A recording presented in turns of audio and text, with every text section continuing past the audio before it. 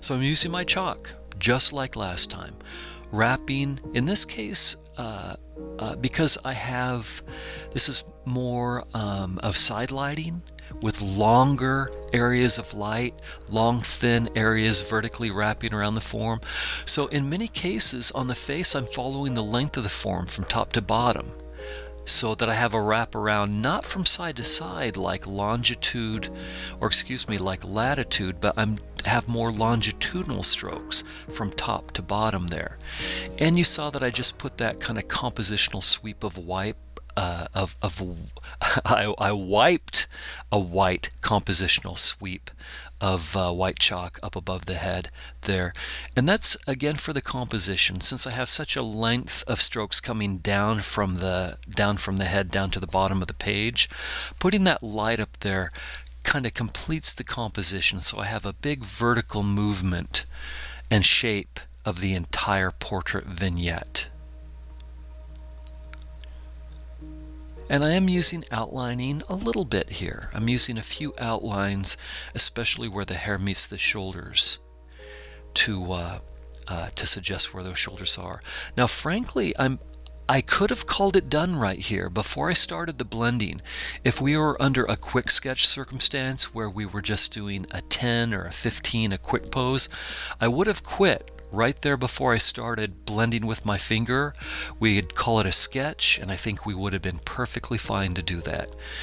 But since this is a demonstration for you, and I want to make it a little extra special just for you guys, I'm taking a little extra time here to do some blending to soften the texture on the face a little bit more, and to control the value a little bit more clearly, to get some darker darks for a little bit more richness and more of a committed feel to the portrait.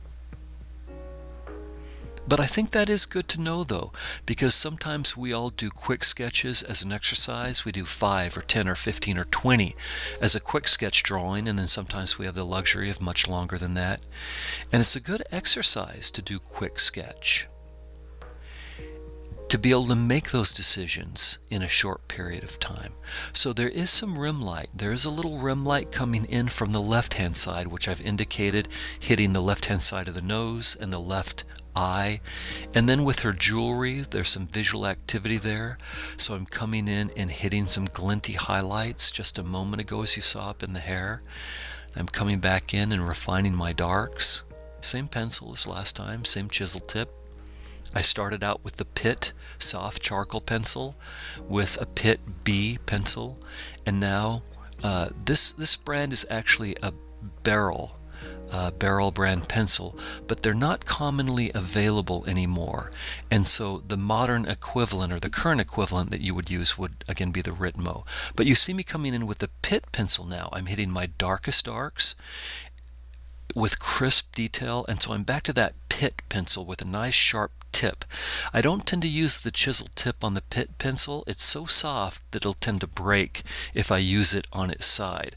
So I tend to more use it as a sharpened, straight-on refining tool. But now I'm back with my, I tend to just say Ritmo, even though sometimes I'm using the barrel, because that doesn't help you. The barrel is not currently available. But the Ritmo will do exactly the same thing for you. And if the Ritmo isn't available, because I know some of you are international students and you might not have the exact same materials, there's another pencil called a Primo, which is very similar to a Ritmo pencil.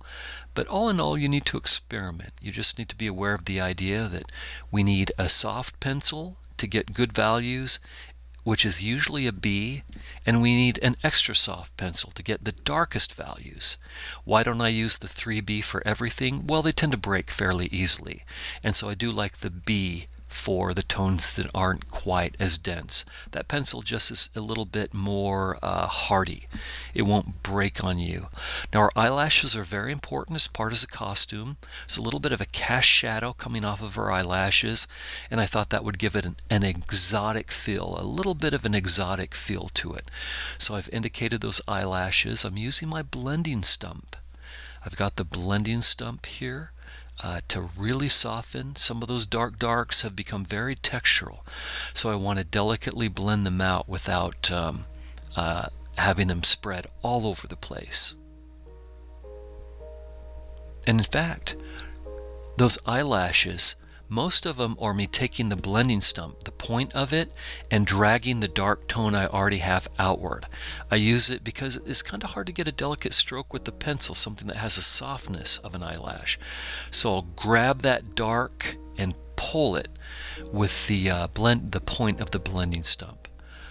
A few more little details here, some of the reflective gold jewelry. I'm hitting a little sprinkle of highlights, a little visual activity, softening a few things that are calling too much attention to themselves, going back in with my hand, my fingers, with a tissue, and blending those things out.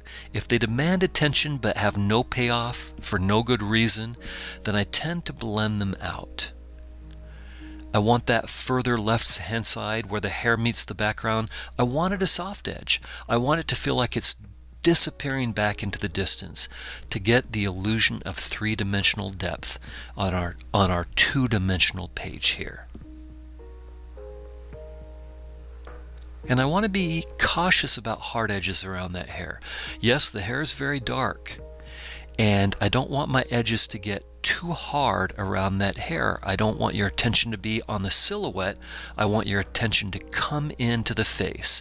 So let's go ahead and zoom in on the face here so we can see the final product, because we have the whole composition that we can see there. And now we can take a look at how those features have been pushed and pulled and rendered. So I hope you've enjoyed that. I really had a lot of fun with this one, with the dramatic light, the pose. So now it's your turn. Time to go off, take on the challenge of that toned paper and the challenge of that pastel. Enjoy. I'll see you next time.